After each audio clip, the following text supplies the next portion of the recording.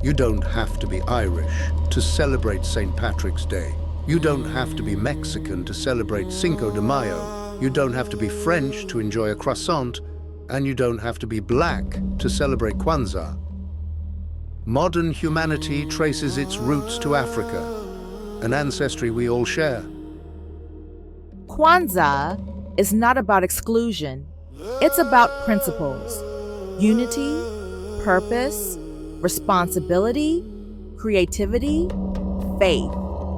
Principles we can live personally, practice professionally, and share socially.